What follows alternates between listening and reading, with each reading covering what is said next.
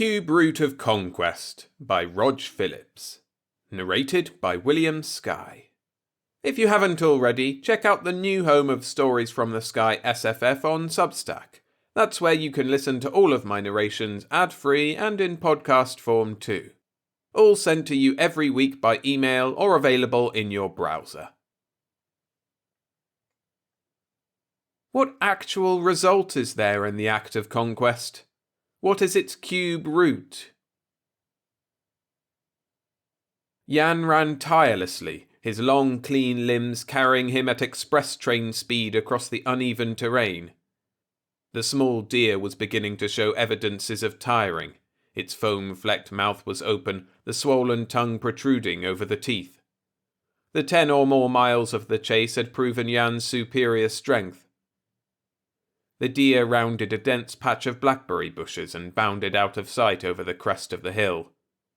To Jan's keen eye, it seemed that the deer stumbled at the instant of vanishing from view. Eagerly, he put on a burst of speed to catch up and make the kill. The scene that burst into view brought amazement into his clear blue eyes. The deer had stumbled, but caught itself and was bounding down the gentle slope. Jan thrust curiosity away and concentrated on regaining the ground lost. His naked feet touched the turf with pile-driver force every 10 feet. The muscles under the tanned skin of his legs worked with smooth effort. The deer was headed directly toward a glistening square spot just ahead. It was in mid-stride when it reached it, its front legs doubled, ready to straighten and touch the ground at the right instant, its hind legs stretched out behind. In that position, it sailed over the glistening square that was set flush into the ground, and vanished. It vanished about like it might vanish around a tree. Its head and antlers went first, followed by the rest of it. One hoof seemed to hesitate, hanging in the air by itself. Then it was gone. Jan turned desperately to avoid the spot and brought himself to a halt a few feet beyond. The hair on the back of his neck felt prickly with fear of the unknown. He returned cautiously to inspect the mysterious, glistening square slab. It was no more than 4 feet across each way. There was no way of telling what its surface was like. About where its surface might be was a soft carpet of glistening, cool force that seemed neither solid nor fluid. It was something like the surface of a glowing ember in a dying fire, smoothed out flat and spread with uniformity over an area of 16 square feet. Jan's eyes pulled away from this fascinating thing and turned to survey what had first caused him to break his pace in surprise. A short distance away, a skeleton of twisted and sheared-off steel girders hinted at what had once been a bridge across a deep gash in the rolling terrain. On the other side was what had once been a huge city of skyscrapers, though Jan had never heard of such a thing and did not know that that was what it had been. With a frown of uneasiness, he dismissed the ruins of the city and the bridge and turned to the mysteriously glowing square once more. The deer had vanished over it. Therefore it must have something to do with the vanishing of the deer. Since he had chased the deer so far, it would be foolish to turn away without investigating. The deer might still be there somewhere. Jan's face lit up with an idea. He looked around until he spied a rock about as big as a fist. He came back with it and stood thoughtfully near the edge of the mysterious square. Then he tossed it with just enough force to carry it across. When it reached a point above the edge of the square, it vanished. Jan waited, but it didn't land on the other side. It had simply ceased to exist. Jan looked thoughtful for a moment. He turned and went back to the patch of blackberry bushes. Taking his long, slim blade from its deerskin scabbard, he cut a long, tough stick, trimming the younger shoots away. With this, he returned to the calmly glistening, mysterious slab. Ready to drop his hold on the stick at the first sign of the unusual, he thrust it part way into the area where things vanished. The end of the stick disappeared. There was no sign of any force creeping along the stick to his hand. He waited, reassuring himself. Then he stuck the stick in a little farther, and it vanished a little farther along toward his hand. He held it that way, his nostrils flaring with tenseness. Then, slowly, he drew the stick back. The vanished part of it returned to sight. It came out and was not changed in the least. He sniffed at it. It smelled no different than it should. He felt of it carefully. It felt normal. Reassured, he thrust it into the area of vanishment again. He pulled it out again. It delighted him to watch it vanish and reappear. He laughed gleefully. The deer was forgotten in the excitement of this strange game in the shadow of the crumbling bridge. Suddenly, the vanished end of the stick jerked in his hand.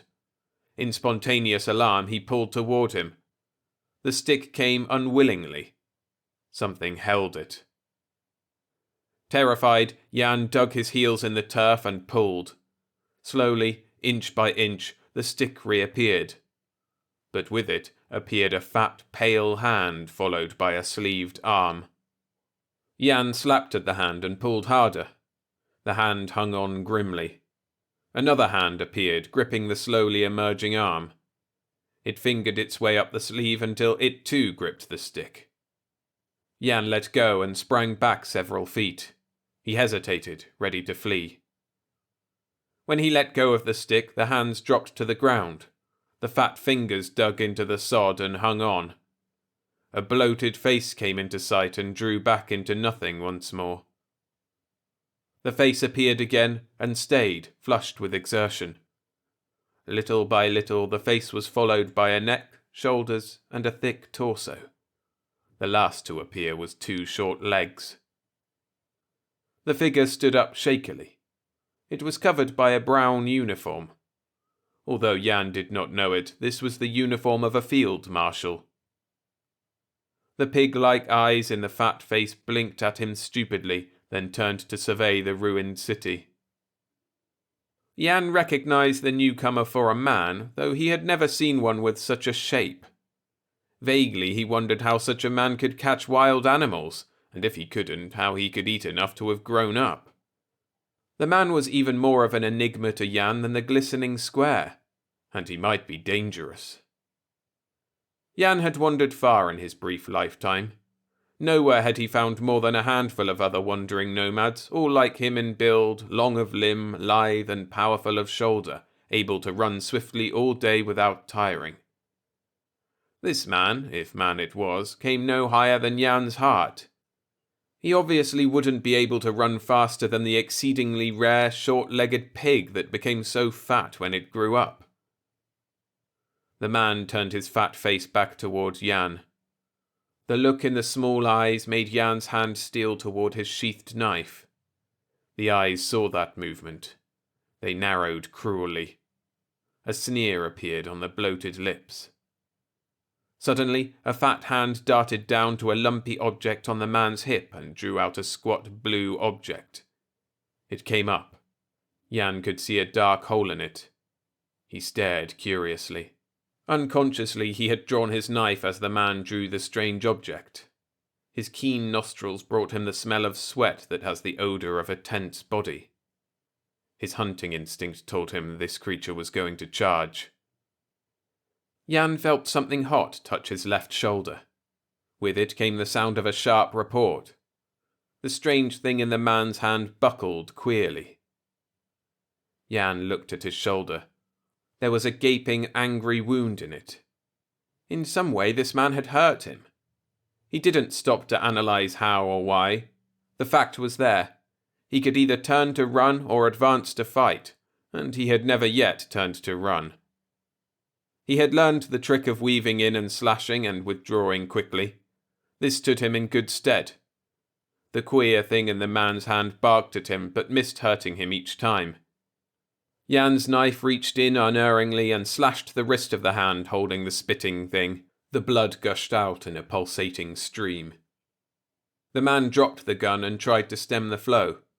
Jan took this opportunity to dart in again and slide his blade across the fat neck. A look of horrible realization appeared in the man's eyes. He turned, stumbled forward, and fell headlong into the space above the mysteriously glistening square slab. The soles of his shoes seemed to hang in the air briefly before they followed the rest of him into nothingness. Jan touched his hand gingerly to the raw wound in his shoulder.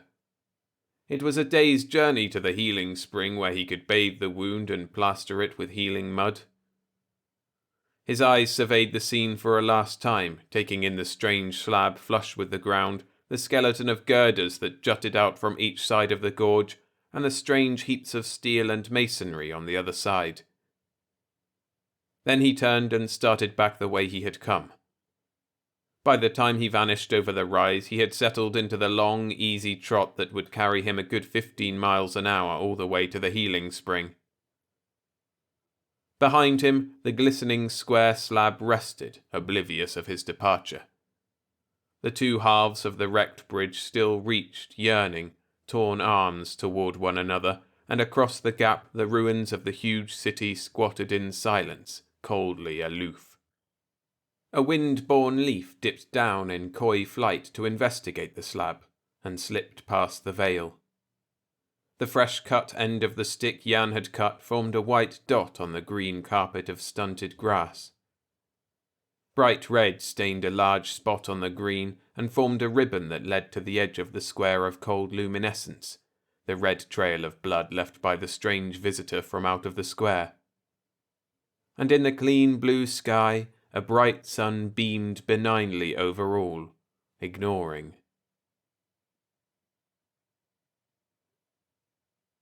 "My leader!" Carl Grinch clicked his heels softly and bowed stiffly from the waist. His high intellectual forehead, clear blue eyes and finely cut features, together with his civilian garb, indicated that he was a scientist. He was, in fact, much more than a scientist. He was the scientist of Aleem. "At ease." The leader waved a gloved hand carelessly, a cruel smile twisting the harsh face of the dictator of Aleem and avowed leader of downtrodden masses in every country on Amber.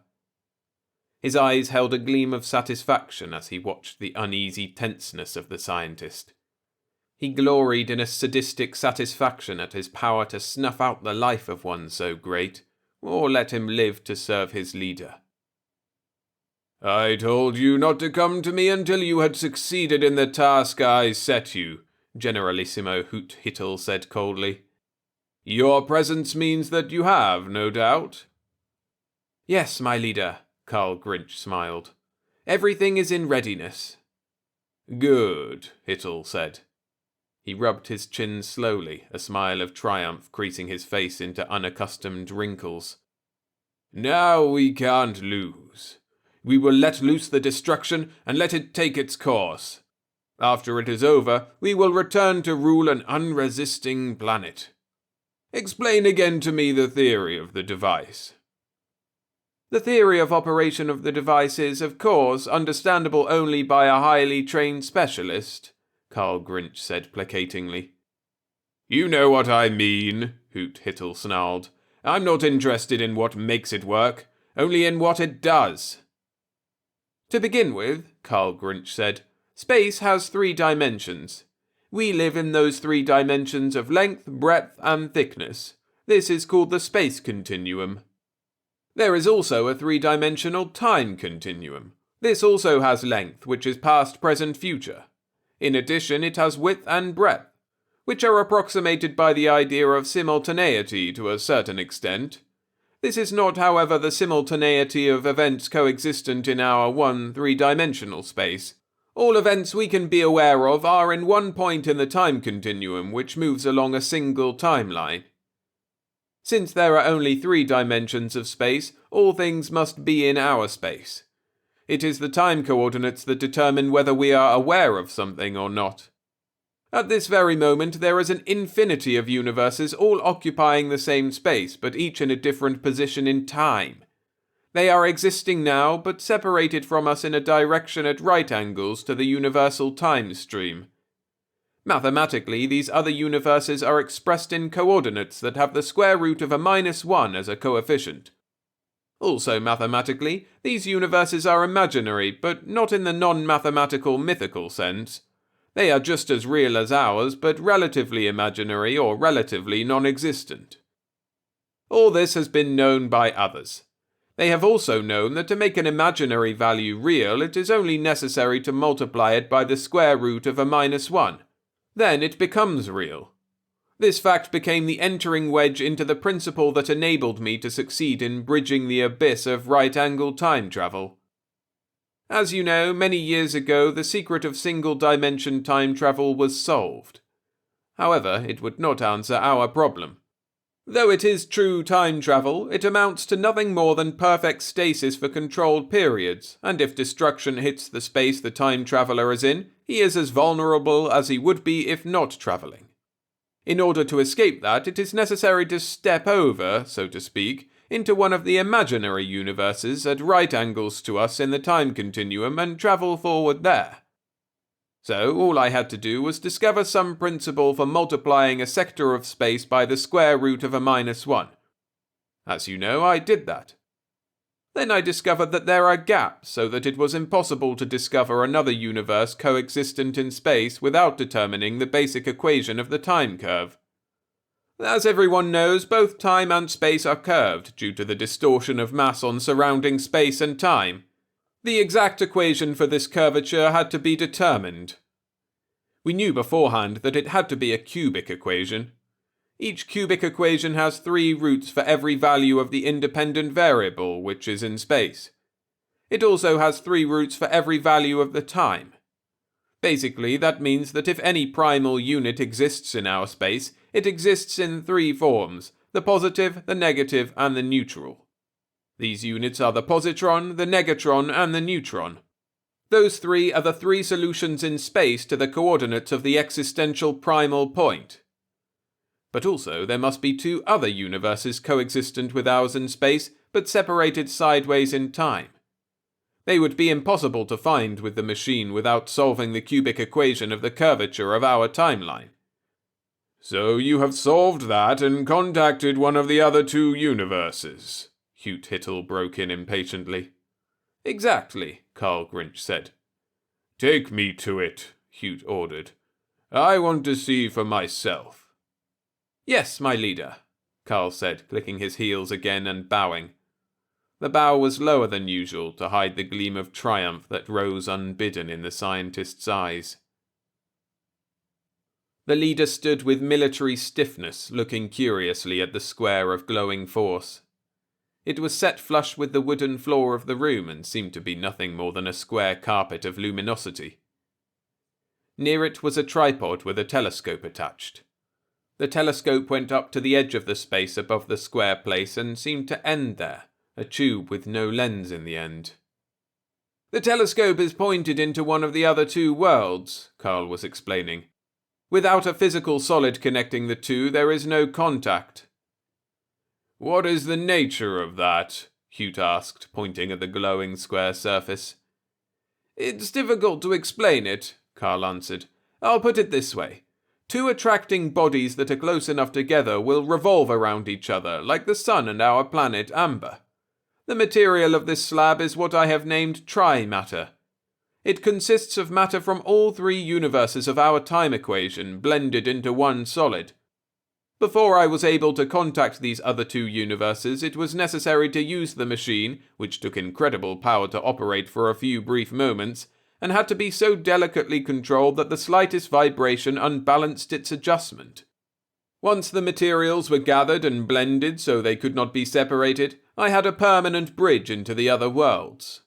The machine and its incredible power were no longer needed. You must remember that the 3 universes occupy the same space, so that spatially they are not separated at all. Their separation was temporal and at right angles to the path from the past into the future. The attracting forces of the atoms had to be directed across this plane of time by the machine. When that took place, the materials had to be brought together so that the 3 substances blended would cohere.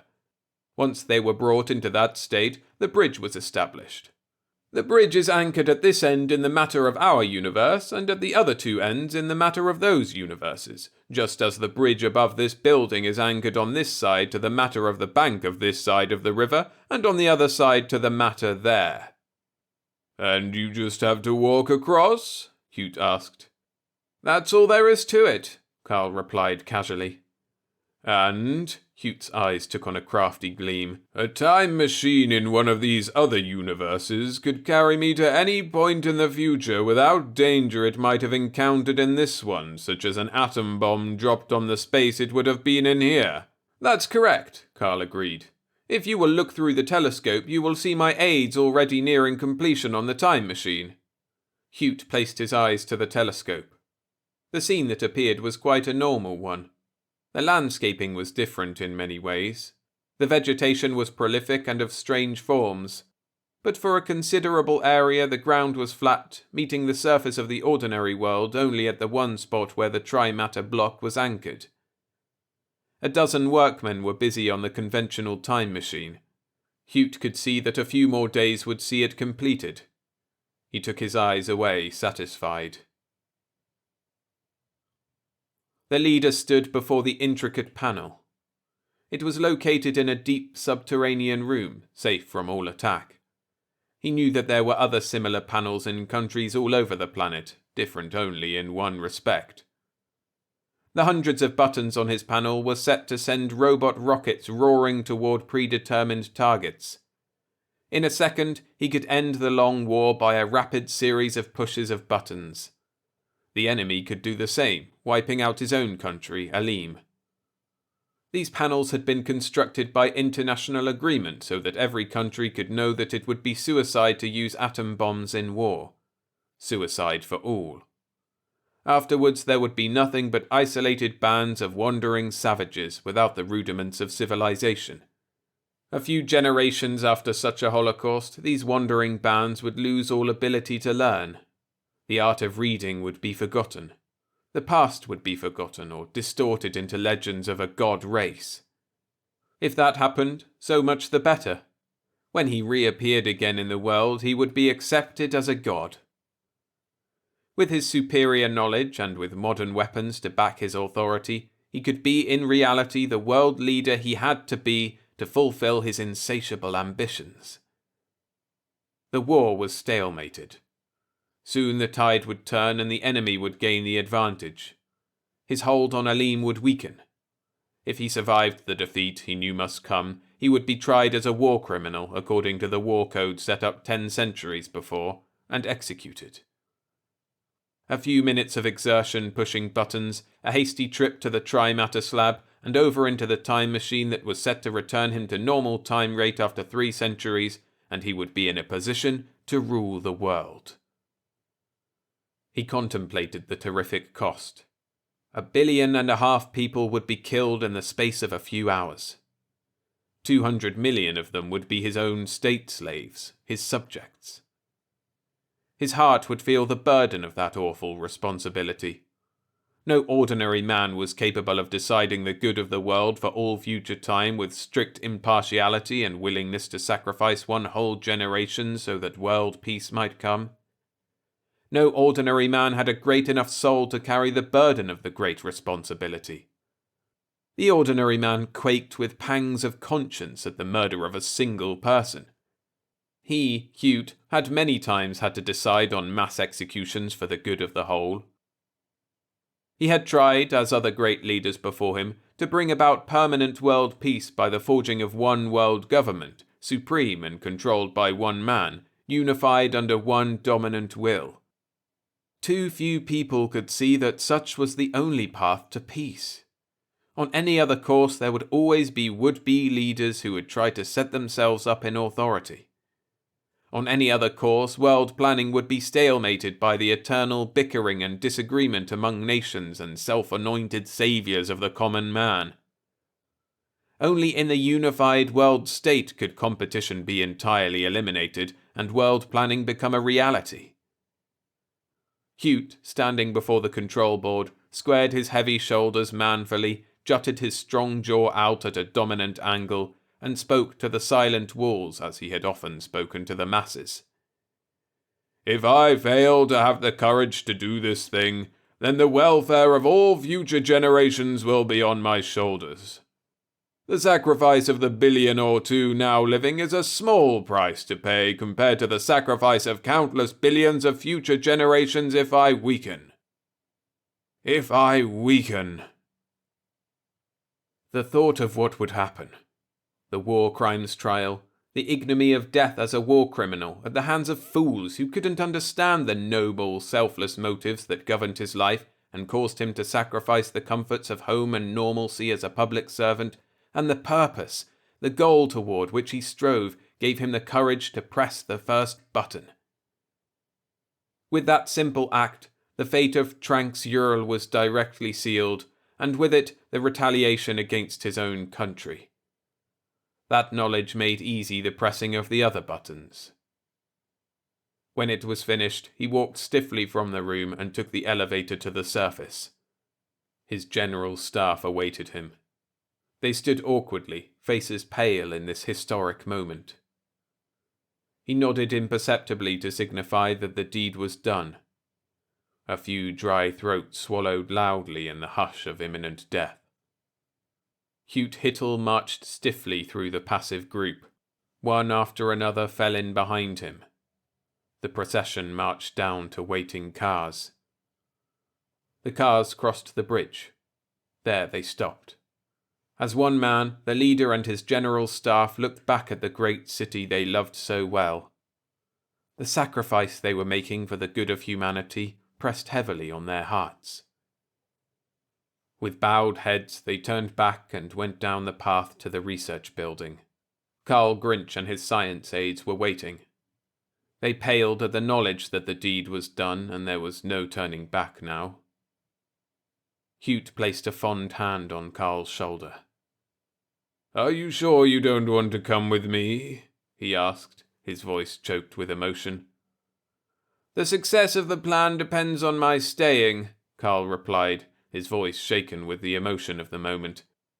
"The time machine is constructed in connection with the tri-matter block so that nothing in either of the other two universes can enter it. After you enter, it must be sealed from this side for the period of time travel so that nothing can enter from this side until it is time for you to come back. I and my aides must remain to do that." "Your sacrifice is greater than mine," Hugh said simply. "It is very little compared to what you are sacrificing," Carl said, smiling, with a trace of amused contempt carefully hidden in the back of his eyes. Hugh took his hand from Carl's shoulder and gravely shook hands with Carl's aides. It was his simple gesture of reward for their great sacrifice. They would die with the gratifying knowledge that the leader himself had taken their hand and shaken it in gratitude at a service well performed. Then he squared his massive shoulders and stepped onto the tri-matter slab, and vanished. One by one the members of his general staff followed. When the last of them stepped into thin air above the softly glowing square, Carl walked over to a switchboard and pulled the disconnects that broke the surge of power playing over the room. His pale assistants watched, hypnotized. Carl smiled at them encouragingly. He glanced at his watch and estimated the time left. "Another hour at the most now," he said quietly. "It could come any second." The wooden walls of the room closed them in with brooding foreboding. A heavily barred window brought a view of the steel bridge that led to the city. A large clock on the wall became the center of attention. A red second hand moved with slowly deliberate swiftness around the dial. And in the center of the waiting group, the luminous square built flush with the wooden floor waited too, its face inscrutable, its substance anchored in 3 roots of being. An electrical tension was building up around the hushed group of scientists. Vague stirrings of cold light rippled the surface of the square block of tri-matter. "The cleavage is beginning," Carl said quietly. "When I say the word, step through. The entropy shift must be just right or we'll find ourselves with Hitler and his gang. Now!" As one man, the group stepped onto the block and vanished. An instant later, the Holocaust broke loose.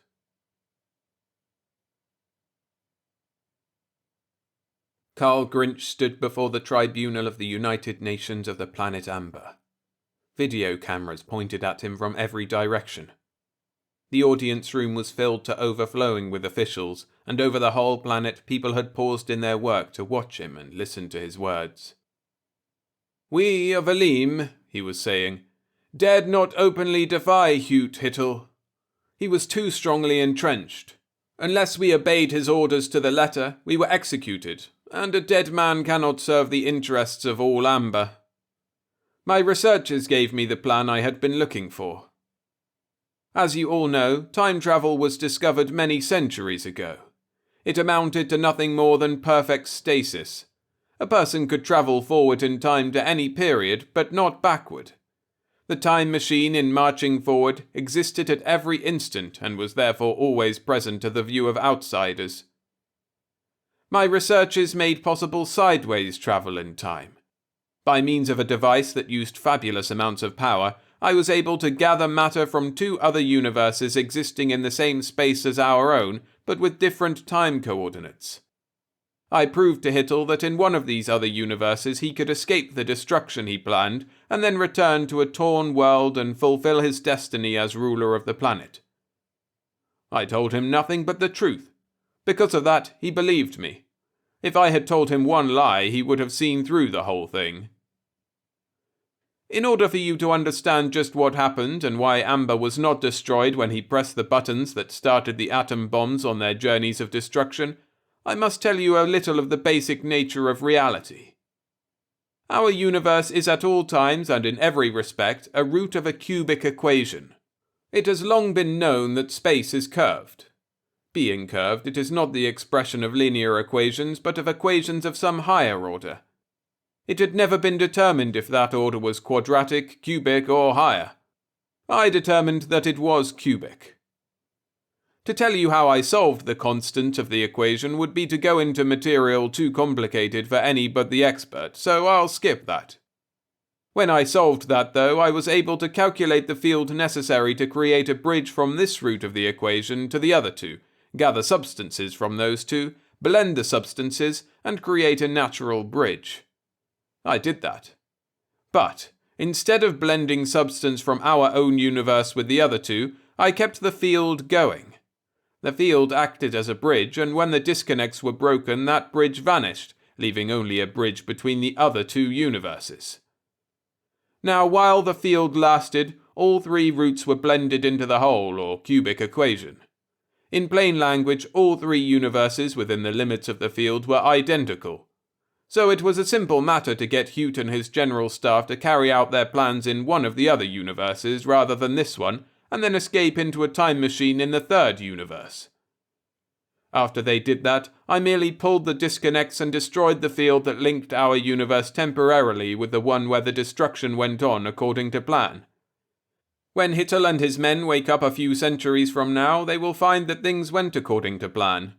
They will find their destruction and their bands of savages to rule, if they can rule them. But their threat to us is gone. We are rid of them for good. The chairman cleared his throat importantly as Carl paused. But what of the people in this other universe? The ones who were destroyed by the bombs let loose there?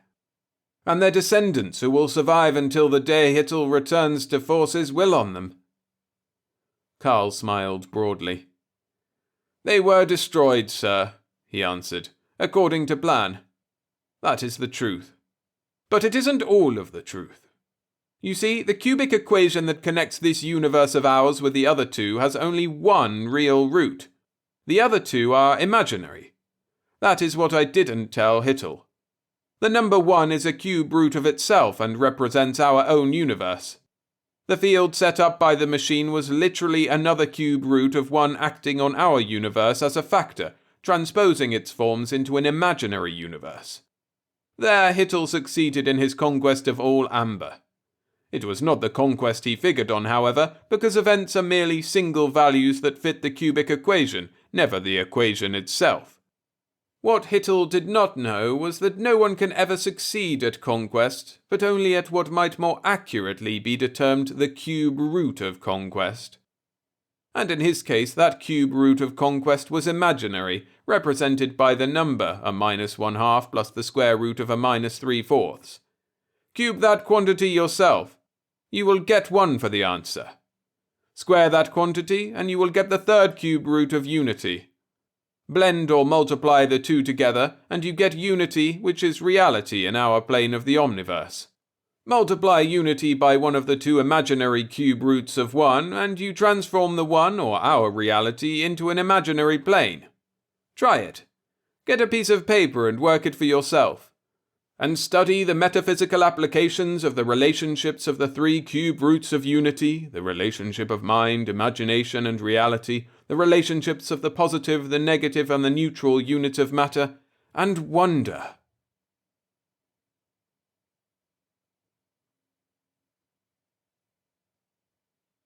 Thanks for listening. If you enjoyed the story, hit the like button. And if you haven't already, head over to the Stories from the Sky SFF Substack and subscribe for free to not miss out on all the other stories I've been posting. See you there!